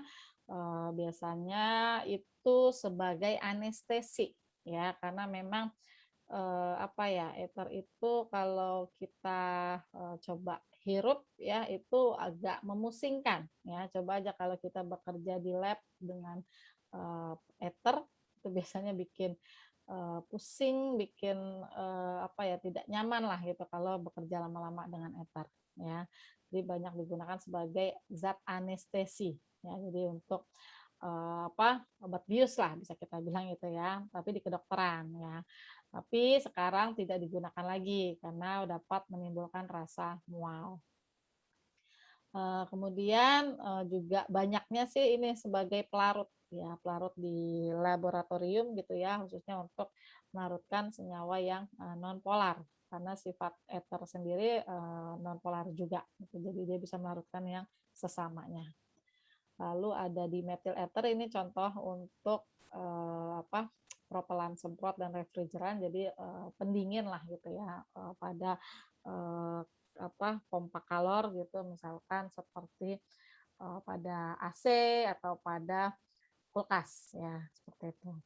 Lalu ada MTBE ya, tetrabutil ether ya, ini zat tambahan dalam bensin ya yang biasa digunakan untuk menaikkan bilangan oktan ya, dan sebagai pencegah knocking apa ketukan gitu pada kendaraan. Oke, dan masih banyak lagi kegunaan ether. Oke, sekarang kita akan bahas dari segi kimianya ya, yaitu terkait tata nama dan reaksi. Untuk tata nama ether ada dua juga ya, sama seperti alkohol, yaitu ada nama yupak dan nama trivial. Untuk nama yupaknya yaitu alkoksi alkana. Nah, jadi seperti penamaan alkana, tapi si cabangnya ya itu alkoksi disebutnya. Nah, yang seperti apa alkoksi? Karena kan kita tahu ether itu kan adalah oksigen ya yang diapit oleh dua alkil. Ini nih ether ya. Nah, mana yang alkoksinya, mana yang alkananya? Nah, itu dilihat dari jumlah rantai C-nya. Gitu. Jadi rantai C yang lebih panjang ya itu kita sebut sebagai induk. Nah, karena induk berarti itu yang jadi alkananya ya, alkananya. Jadi ditaruh di belakang nantinya. Nah, sedangkan yang lebih pendek atau atom C-nya lebih sedikit, nah itu menjadi cabang atau substituen. Berarti itu yang menjadi alkoksinya. Seperti itu. Nah, sedangkan untuk nama trivial ini ada sama seperti alkohol, kan tadi alkohol adalah alkil alkohol gitu ya. Kalau ini karena alkilnya ada dua, berarti disebutnya dua kali. Alkil, alkil, eter. Gitu. Nah, kan karena alkilnya dua, mana duluan yang disebut? Abjad Inggris. Ya, diurut berdasarkan abjad Inggris. Oke, kita contoh. Lihat sini ya. Sini ada ether ya. Kita jadi fokus ke alkilnya ya. Di kanan ada 2C, di kiri juga ada 2. Oh, jadi sama nih, sebanding. Nah, jadi sama aja mana yang jadi induk sama cabang sama aja ya. Berarti etoksi ya kan, berarti etana tambah oksi jadi etoksi. Nah, satunya lagi etana. Ya, ini nama yupak, etoksi etana. Nah, kalau nama trivial berarti karena ini sama-sama ether, kalau sama itu pakai penamaan Yunani tadi, di gitu ya. Jadi di etil ether gitu ya, di etil ether. Nah, ini kita sebut juga ethernya simetrik karena sama kanan kiri R-nya. Ya, sedangkan untuk yang ether tak simetrik, nah berlaku yang aturan tadi ini ya. Kalau kita cek di sini, yang kanan itu kan C-nya ada 3 C. Yang kiri ada 1C. Berarti ini pasti menjadi cabang disebut duluan. Ya. Karena dia berarti kalau cabang itu dia gabung sama si alkohol si O-nya ya. Makanya disebut alkoksi gitu. Berarti ini menjadi metoksi karena C-nya 1 kan, di metoksi. Nah, ini induknya ya. Berarti dia belakang ya, C-nya ada 3 berarti propana. Jadi namanya metoksi propana. Nah, ini kenapa dikasih nomor 1? Karena bisa jadi metoksinya di sini. Jadi bisa jadi gini nih, ini kan propananya. Nah, ininya dia di sini. Nah, bisa jadi. Ya, jadi kasih nomor. Ya, jadi 1 metoksipropana. Nah, kemudian kalau nama trivial berarti kita cek di sini metil berarti M, di sini ada propil berarti P. Ya, berarti yang disebut duluan siapa? M. Di metil, nah ini pakai spasi ya. Metil, propil, eter. Sama seperti yang tadi alkil alkohol, itu kan pakai spasi dia. Alkil, spasi alkohol. Gitu. Jadi beda dengan penamaan IUPAC yang tidak pakai spasi sama sekali. Ya. Oke, ini cara pembuatan alkohol lagi eter ya. Cara pembuatan eter bisa dengan reaksi kondensasi ya antar alkohol ya. Jadi alkohol direaksikan dengan asam sulfat, jadi nanti dia bereaksi dengan dirinya sendiri, terus sehingga membentuk eter. Ini yang harus diperhatikan ya. Di udara eter itu adalah senyawa yang tidak stabil ya, tidak stabilnya dia mudah meledak gitu, juga mudah menguap gitu ya. Dari segi titik didih dia rendah ya, jadi mudah menguap, makanya kecium sama kita gitu kan, dan kalau kecium tuh suka rasa pusing kan gitu. Dan titik nyala juga rendah dia ya, jadi mudah terbakar juga gitu. Nah, ini contohnya ya. Kalau dia di udara gitu ya, bereaksi sama oksigen ya, dia akan membentuk peroksida. Nah, ya peroksida ini mudah meledak. Nah, sehingga salah satu cara untuk mengatasi hal ini yaitu dengan cara mengocoknya dengan ferrum sulfat. Ya, ini nanti akan mereduksi si peroksida yang terbentuk sehingga menjadi tidak reaktif lagi. Seperti itu ya. Oke, gugus fungsi selanjutnya adalah karbonil. Nah, apa tuh senyawa karbonil? Nah, senyawa karbonil itu intinya senyawa yang terdiri dari unsur C yang berikatan rangkap dengan O. Ini nih karbonil tuh begini, C rangkap O. Ya. Oke, kita akan lihat dulu kegunaannya ya, biasa aplikasinya dulu. Aldehida contohnya, ini contoh aja. Sebagai formalin. Nah, formalin itu adalah formaldehida. Ya, jadi kita tahu formalin buat apa? Pengawet ya terkenalnya ya. Jadi selain sebagai pengawet juga bisa sebagai desinfektan dan membuat plastik termoset. Termoset itu yang dia tahan terhadap suhu tinggi. Ya. Contoh formalin pada makanan ya. Lalu ada keton, contohnya itu yang banyak digunakan aseton. Aseton itu pembersih yang paling bagus ya, dia tuh bisa membersihkan cat kuku, spidol ya, spidol yang marker gitu ya, yang tidak bisa dihapus, itu bisa dihapusnya pakai aseton. Lalu ada asam karboksilat, ini yang paling terkenal itu asam asetat ya, sebagai pemberi asam ya, dan pengawet makanan ya, misalkan pada bakso gitu ya, itu kan jadi lebih asam. Lalu ada asam format, itu untuk industri karet ya, untuk penyamakan kulit dan penggumpalan karet. Lalu ada asam sitrat. Nah, asam sitrat ini zat tambahan pada makanan dan minuman. Kemudian ester ya, ester itu banyaknya digunakan sebagai essence ya, essence atau pemberi aroma ya. Nah, makanya kan biasanya kalau makanan misalnya rasa pisang itu nggak beneran dari buah pisang kan gitu, tapi dari senyawa ester ya. Contohnya etil asetat itu rasa pisang, amil asetat itu rasa nanas, oktil asetat rasa jeruk orange, dan etil butirat rasa stroberi. Lalu ada juga bisa digunakan sebagai pelarut dan resin ya, untuk resin dan pernis. Oke, sekarang kita bahas dari segi kimianya ya. Tadi sudah sempat saya singgung ya sedikit ya. Untuk pertama aldehida. Nah, aldehida itu tulisannya seperti ini, R C rangkap O kemudian H. Tapi kita nyingkatnya biasanya RCHO ya. Ini memang beda sendiri. Kalau yang lain kan kita nyebutnya ke atas dulu baru ke kanan ya. Misalkan ini RCOR kita nyebutnya. Atau asam karboksilat RCOOR. Nah, kenapa ini namanya RCHO bukan RCOH? Ini biar membedakan dengan alkohol. Kalau alkohol itu kan ROH. Kan sama aja, ini juga kan alkil, ya kan? Jadinya nanti kalau RCOH ya kan sama aja ROH gitu ya. Jadi biar membedakan ini disingkatnya RCHO. Oke. Di sini untuk aldehida, nama yupaknya itu adalah alkanal. Jadi tinggal belakangnya kasih al. Dan ingat aldehida itu pasti nomor 1. Nah, ya seperti ini contohnya. Ini karena 1 berarti metanal, 2 berarti etanal, 3 propanal. Nah, untuk nama trivialnya ini tidak tidak beraturan gitu ya. Karena nama trivialnya ini berasal dari sumbernya biasanya. Misalkan formaldehida itu berasal dari semut ya, formika itu. Makanya formaldehida ya, dan seterusnya. Ya, jadi ini udah ada aturannya lah, udah ada ketetapannya. Kalau 1 nama trivialnya formal, kedua asetal, ketiga propional, keempat butiral, kelima valeral. Ya, biasanya sampai 5. Oke, kemudian untuk yang keton ya, berarti RCOR disingkatnya. Nah, seperti ini strukturnya. Jadi karbonilnya diapit oleh 2R, kalau ini diapit oleh R dan H. Nah, untuk nama yupak itu belakangnya ganti jadi on. Jadi alkanon. Dan ini pasti dia di tengah. Minimal di nomor 2, nggak mungkin di nomor 1 karena dia diapit oleh 2 alkin. Nah, contohnya ini berarti propanon ya karena C-nya 3. Ini butanon karena C-nya 4 ya.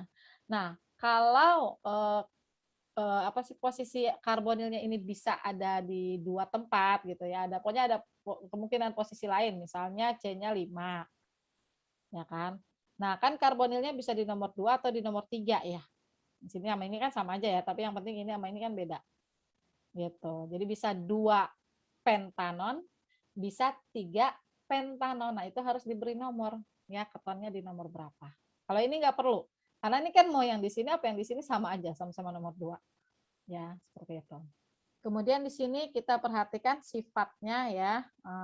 Di sini kita membandingkan antara alkana ya, jadi ini alkana. Kemudian ini ada aldehida. Lalu ini ada alkohol. Ya, ada alkoholnya aldehida.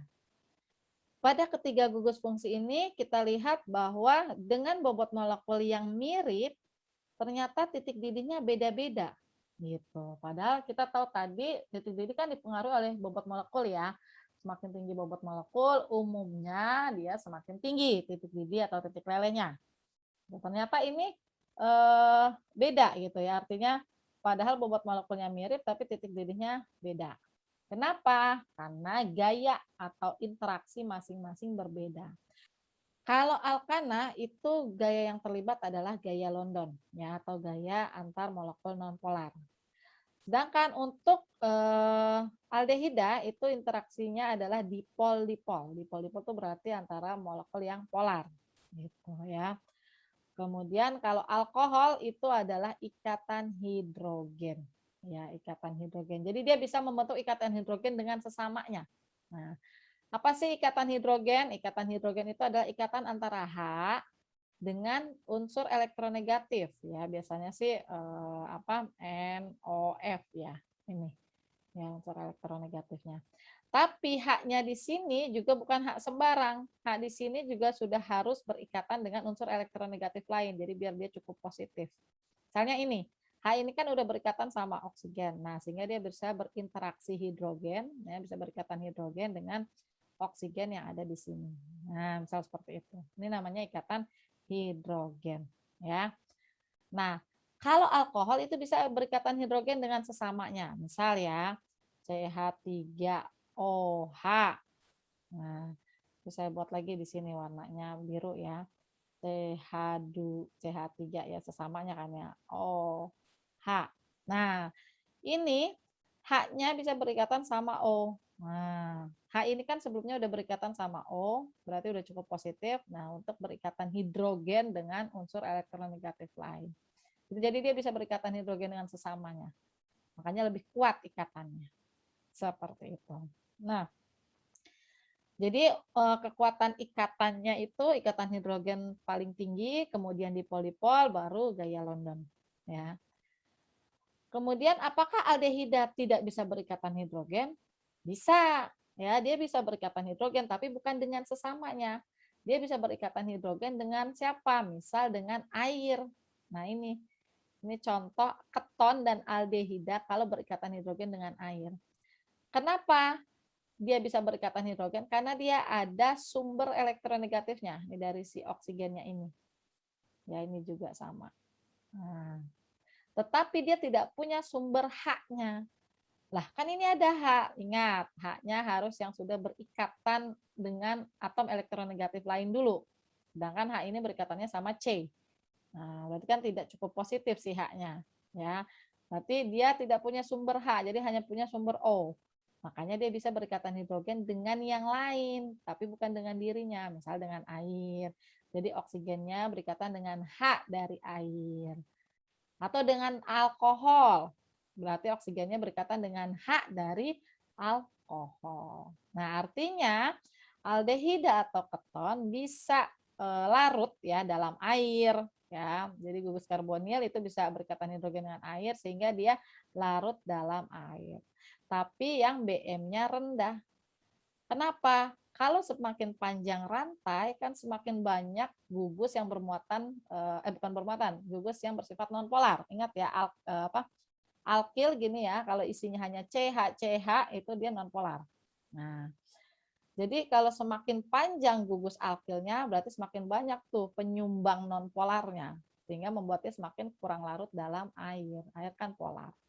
Seperti itu ya. Selanjutnya bagaimana mengubah ya dari gugus alkohol menjadi karbonil. Nah, ini ternyata apa ya? Jenis alkohol itu mempengaruhi. Dia nanti hasilnya apa gitu. Kalau alkoholnya primer, nah ingat ya, alkohol primer. Kita cari dulu C alfa. Ini kan OH berarti ini C alfa. Jadi dia mengikat hanya satu R. Berarti dia kurang lebih kita bilang alkohol ujung. Misalnya gini, 1, 2, 3. Nah, berarti di ujung sini. Nah, ini namanya alkohol primer. Ya. Nah, karena dia di ujung, pasti dia menghasilkan karbonil ujung. Karbonil ujung itu tadi apa? Aldehida. Ingat, aldehida itu kan ujung dia di sini. Sama satu lagi asam karboksilat, itu juga pasti dia di ujung. Pasti dia nomor 1 kalau penomoran. Ya, makanya kalau nanti di senyawa itu ada aldehida, ada asam karboksilat juga, ini sih yang prioritas. Ya, ini lebih prioritas dibanding aldehida. Ya, tapi itu nggak akan kita bahas lah ya. Pokoknya intinya ini pasti dia di ujung. Ya, kedua ini. Nah, sehingga alkohol primer itu bisa teroksidasi menjadi aldehida atau asam karboksilat tergantung dari jenis oksidatornya. Kalau yang digunakan adalah oksidator kuat, nah langsung teroksidasinya menjadi asam karboksilat. Apa saja? Contohnya kayak menompat, kalindikromat, asam nitrat, pekat. Ya. Sedangkan kalau oksidatornya yang lembut, kita bilang khusus, ya contohnya PCC, piridinium klorokromat. Nah ini hanya membuat alkohol primer tersebut teroksidasi sampai menjadi aldehida saja. Gitu. Jadi tidak sampai asam karboksilat. Nah, lalu bagaimana kalau alkoholnya bukan primer? Ya berarti misalkan sekunder. Nah, logika aja kan kalau sekunder berarti dia di tengah ya. Nah, ini di tengah sini dia mengikat dua lain, misal ginilah. CH3, sisanya H. Nah, karena dia di tengah, berarti dia akan masukkan karbonil di tengah. Ingat tadi karbonil di tengah apa? Iya, betul. Keton. Ya, jadi kalau alkoholnya sekunder, dia akan menjadi keton. Nah, biasanya oksidator yang digunakan adalah oksidator Jones, yaitu anhidrida kromat dalam asam sulfat berair. Oke, selanjutnya adalah asam karboksilat. Nah, sebenarnya ini kita bisa duga ya strukturnya itu dari namanya. Karboksil. Karboksil itu berasal dari kata karbonil, berarti CO, dan hidroksil OH. Nah, jadi kalau digabung karbonil dan OH. Ya, karbonil dan hidroksil jadi COOH ini. Nah, jadi asam karboksilat itu adalah RCOOH. Kalau disingkat disingkat ya. Nah, gini. Nah, untuk penamaan ini agak berbeda sedikit ya, di mana di depannya kasih nama asam dulu. Nah, baru alkan kayak alkana lah gitu ya, tapi belakangnya jadi oat. Di asam alkanoat. Nah, untuk nama trivial dari asam karboksilat itu sama seperti pada aldehida, tidak ada keteraturan ya, dia berasal dari sumber asamnya.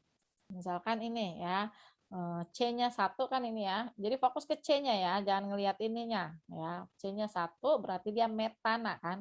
Nah, berarti namanya asam, ingat asamnya di depan, asam metanoat. Nah, nama trivialnya itu mirip sama seperti apa tadi aldehida ya. Ya, jadi kan kalau tadi C1 itu aldehida formaldehida ya. Nah, berarti ini menjadi asam format. Nah, kalau ini C-nya 2 berarti asam etanoat. Terus ini menjadi asam asetat karena tadi kalau C2 aldehida adalah asetaldehida. Kalau ini C3 berarti asam propanoat. Nah, nama trivialnya asam propionat, mirip sih ini ya. Dan seterusnya. Oke, kita akan lihat contoh penamaan ya pada ini alkohol dan asam karboksilat ya. Nah, kita cari dulu rantai terpanjang, ya udah karena C-nya ini cuma 2. Nah, ini aja ya. Terus juga kita nomori, pasti COOH itu di nomor 1, udah nggak bingung-bingung lagi, ini nomor 2. Nah, jadi ada OH. Nah, OH sama asam karboksilat mana yang lebih prioritas? Asam karboksilat. Gitu. Jadi yang induknya si asam karboksilat di sini OH sebagai cabang. Kalau cabang tadi kita nyebutnya hidroksil. Nah, berarti ini namanya asam, ya ingat asamnya duluan. 2 hidroksi, boleh ditulis 2-nya, boleh enggak, karena pastinya di sini doang. Nggak mungkin dia di sini OH-nya, ya. Jadi ini nggak ditulis nggak apa-apa. Asam hidroksi etanoat, karena C-nya hanya 2. Nah, kalau ini nama dagang kali ya, nama umumnya lah, gitu, asam glikolat. Lalu ini sama kayak tadi, nomornya berarti ini 1, 2, 3, hidroksinya di nomor 2, berarti asam 2 hidroksi propanoat. Nah, atau nama umumnya adalah asam laktat. Kemudian ini penamaan benzena agak beda. Kalau penamaan benzena itu ada yang namanya orto, meta, dan para. Orto itu kalau dia bersebelahan seperti ini, 1, 2. Ya. Kalau meta dia lengkap 1. Ini dan sini. Nah, ini namanya meta. Tapi kalau para, ini meta. Kalau para berseberangan, misal di sini sama di sini, ya, pokok berseberangan. Ini para. Nah, berarti ini namanya, kan ini benzena. Benzena ketemu asam karboksilat itu namanya asam benzoat. Nah, berarti tinggal masukin di cabangnya. Asam orto, karena posisinya adalah 1, 2 kan orto tadi. Asam ortohidroksi, ini hidroksinya benzoat. Nah, atau nama umumnya adalah asam salisilat. Lalu ini asam, ini kan sebenarnya benzena. Kalau 1 itu namanya asam benzoat, tapi kalau 2 karboksilatnya dikeluarin gitu. Ya, jadi asam benzena 1,4 dengan 1,4 ya di karboksilat. Atau nama umumnya asam tereftalat. Ya. Nah, jadi seperti itu ya. Jadi kalau asam karboksilatnya 2, ya sama kayak tadi, pakai di. Jadi dioat. Nggak mungkin 3 ya. 2 itu udah maksimal ya. Tanadioat, butanadioat, pentanadioat, dan seterusnya. Nah, ini contohnya asam heksanadioat itu dipakai pada bahan baku pembuatan nilon 66 ya. Mungkin akan dibahas pada pertemuan selanjutnya ya tentang polimer. Nah, di sini kita lihat ya, ketika kita membandingkan antara alkohol dan asam karboksilat ya dengan bobot molekul yang sama, sama persis ini ya. Ternyata asam karboksilat titik didihnya lebih tinggi. Padahal tadi alkohol itu udah paling tinggi ya di antara aldehida dan alkana ya tadi kalau masih ingat. Nah, ini masih lebih tinggian lagi nih asam karboksilatnya. Nah, kenapa? Keduanya sama-sama saling bisa berikatan hidrogen dengan sesamanya ya. Alkohol bisa dengan sesamanya ini juga. Tetapi asam karboksilat ikatan hidrogennya itu lebih kuat karena membentuk dimer. Jadi sepasang-sepasang seperti ini. Jadi pas gitu. Kalau ini kan enggak. Sesamanya tapi dia ngacak gitu ya. Kalau ini pas sudah sepasang-sepasang, jadi lebih kuat seperti itu. Jadi dia titik didihnya lebih tinggi. Dan otomatis dia pasti bisa larut dalam air ya, karena dia bisa berikatan hidrogen. Jadi dia intinya bersifat polar dan bisa larut dalam air ya, asam karboksilat berbobot molekul rendah. Oke, gugus fungsi selanjutnya adalah ester ya, RCOOR ya.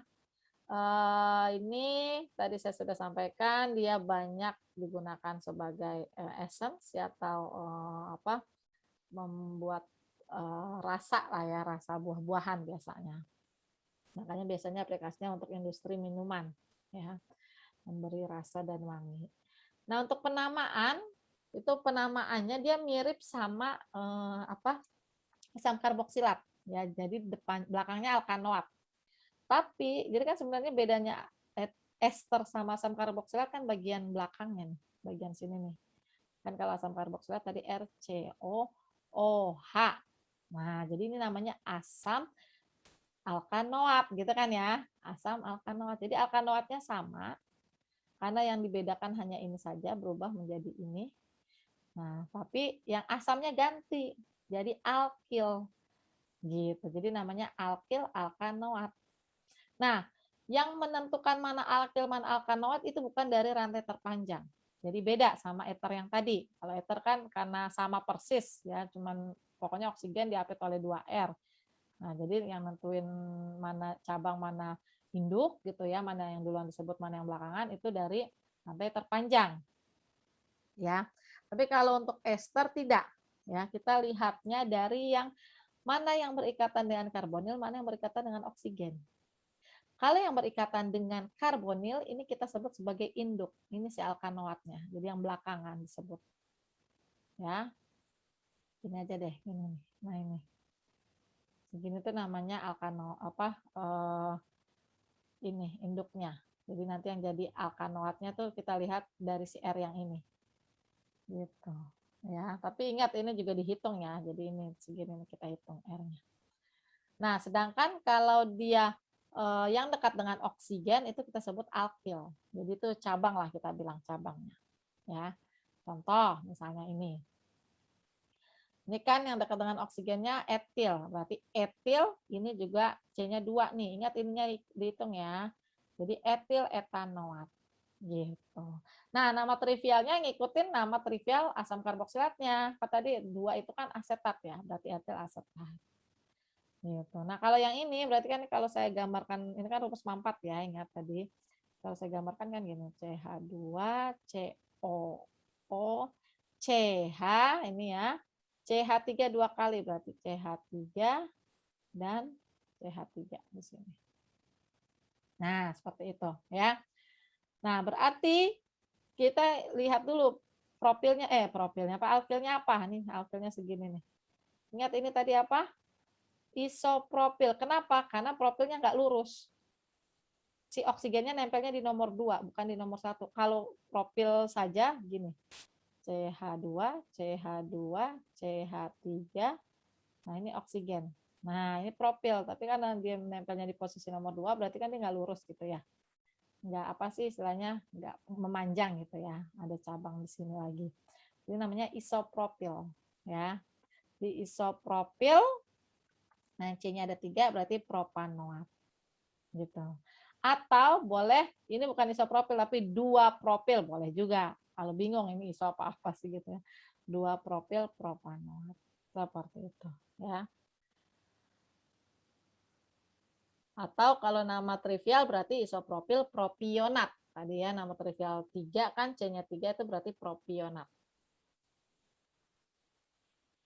Nah, ini reaksi yang penting ya pada gugus ester, yaitu reaksi esterifikasi. Pembentukan ester yaitu dari asam karboksilat dan dari alkohol.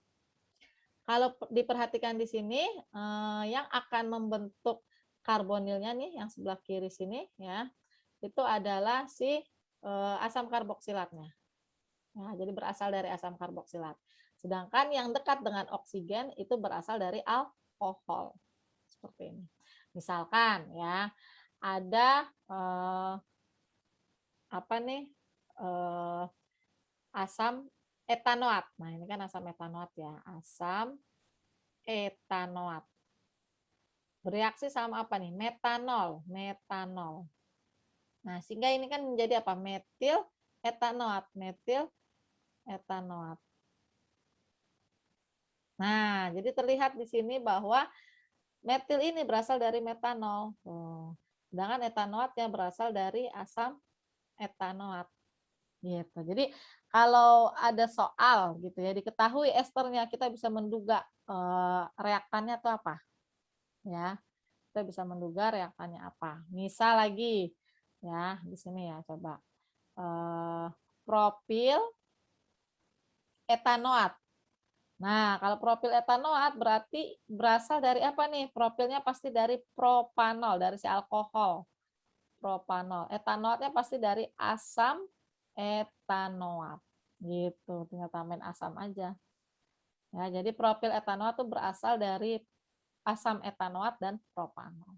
Gitu maksudnya ya.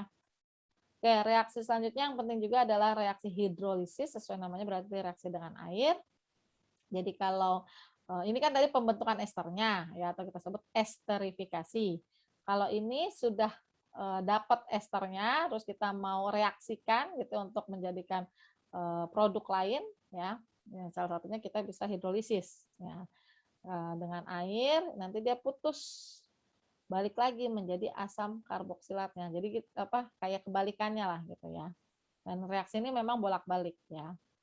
Gitu. Jadi ini kalau dengan air dia jadi asam karboksilat, tapi kalau dengan basah dia jadi anion ya atau garam karboksilat gitu ya. Nah, proses ini dimanfaatkan untuk pembentukan sabun. Nah, jadi sabun itu sebenarnya strukturnya adalah RCO O-, Na plus gitu. Tapi R-nya itu bukan R yang simpel seperti ini, tapi R yang panjang. Karena dia berasal dari asam lemak ya yang kemudian membentuk trigliserida ya, trigliserida terus ya ester dari asam lemak, berarti kan ini ester ya yang bereaksi sama NaOH gitu sehingga nanti akan menjadi sabun. Nah, sabun ini dia memiliki dua sifat berbeda dalam satu molekul ini ya. Satu sifatnya non polar yaitu yang bagian alkil panjangnya ini ya, alkil kan berarti dia non polar, berarti dia lipofilik, berarti suka lipid gitu. Lipid kan yang lemak, minyak gitu ya. Atau kita bisa juga nyebutnya hidrofobik, sama aja. Ya, hidrofobik itu berarti tidak suka air gitu ya. Jadi kalau digambarkan dia bentuknya seperti ini ya, sabun. Jadi ini bagian ekornya yang panjang itu adalah bagian yang non polar.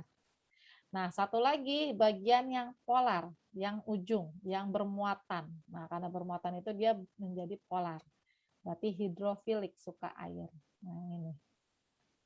Inilah yang membuat sabun bisa mengangkat kotoran ya. Jadi bagian yang panjangnya ini ya, yang ekornya itu akan mengangkat kotoran. Rata-rata kan kotoran sifatnya non polar ya, lemak, minyak gitu. Nah, itu nanti diangkat atau di istilahnya apa ya, diikat gitu ya sama si alkil ini yang bagian non polar.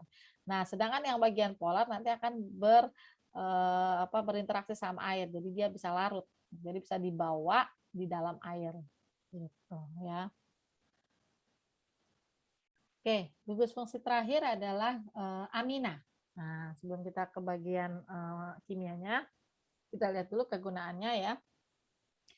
Ini metil amina. Oh ya, sebelumnya harus tahu dulu amina itu apa sih? Amina itu adalah suatu senyawa organik yang mengandung N. Nah, jadi misalkan R gitu ya, alkil ketemu sama N. Nah, ini contohnya metil amina. Berarti metil amina itu seperti ini, CH3NH2. Nah, ini metil nih amina.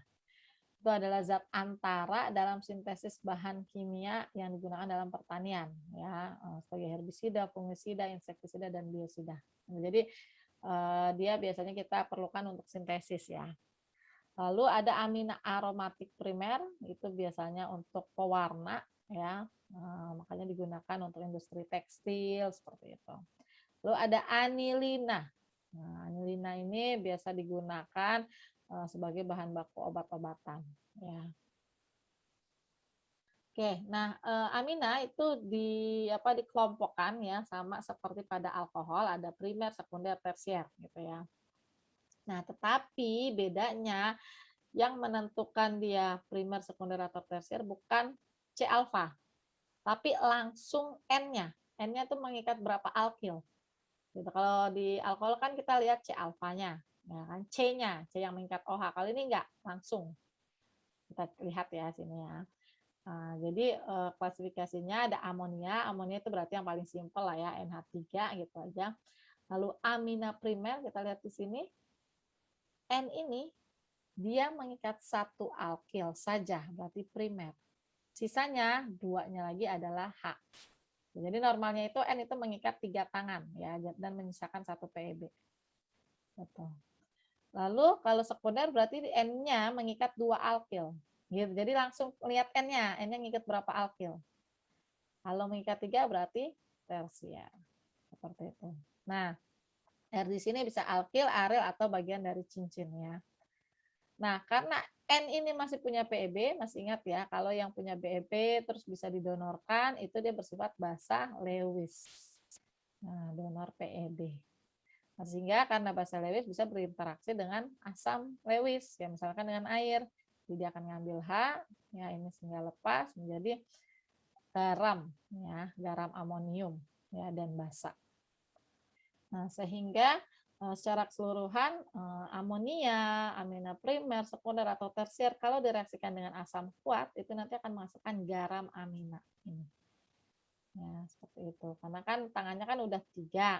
Kalau nambah 1 gitu kan jadi 4, tapi dia nggak punya PEB lah, nggak punya elektron lagi, jadi kurang tangan kurang elektron lah istilahnya. Makanya plus amonium ya. Nah, jadi bedakan ya ada garam amina dan garam amonium kuartener. Kalau garam amina itu masih mengandung H. Jadi memang dia mengikat 4, tapi masih ada H-nya. Ya, ini kan 4 mengikatnya. N, H3, satunya lagi ini etil, CH2, CH3. Nah, ini plus. Nah, ini kan mengikat 4, ya kan? Amonium memang disebutnya garam. Tapi garamnya garam amina kita nyebutnya karena masih ada H. Tapi kalau garam amonium kuartener ya, itu dia 4-4-nya alkil semua.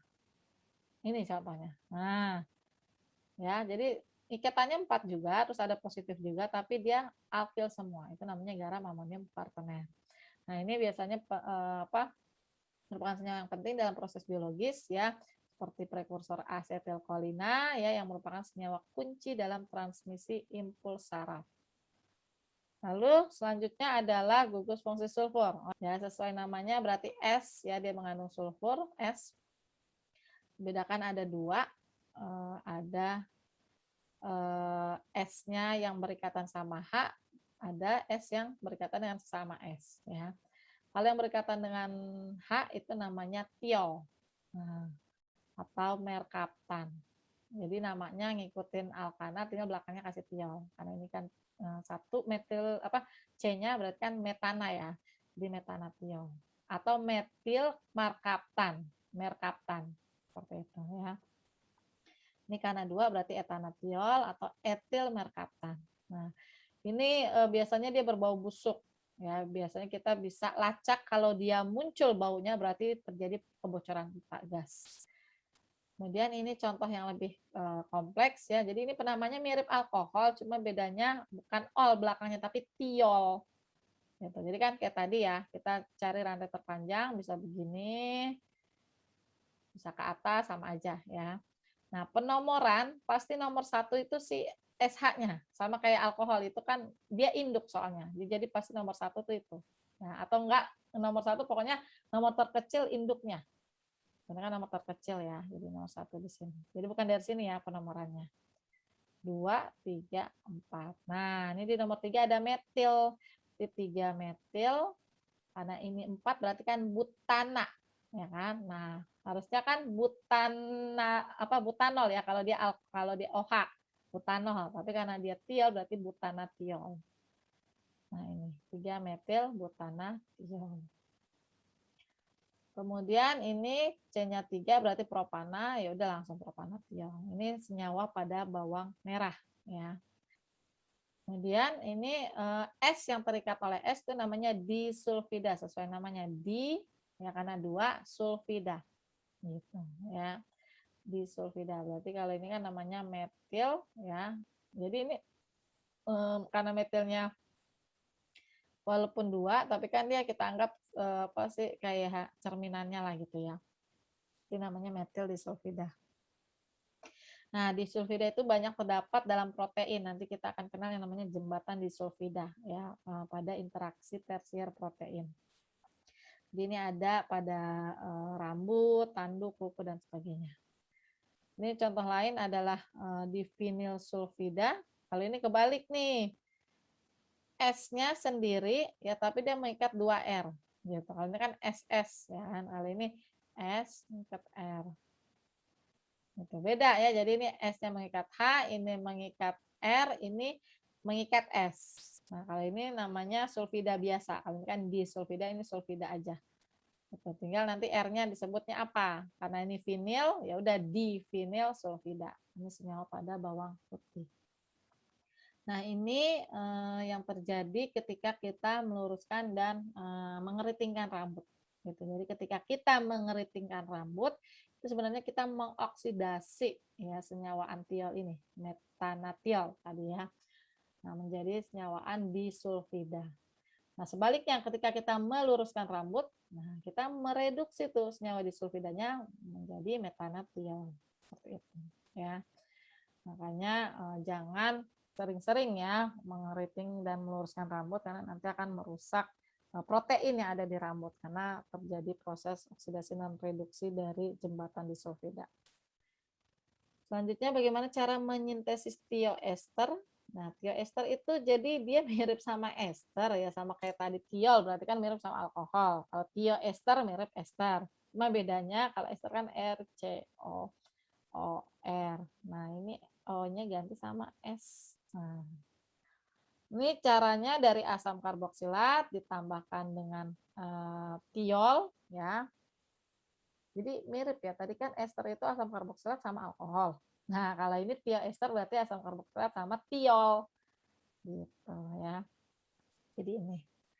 Lalu kalau dalam sistem hayati kita ini gunakan atau kita sintesis tioester itu untuk membuat asetil-CoA, asetil koenzim A ya.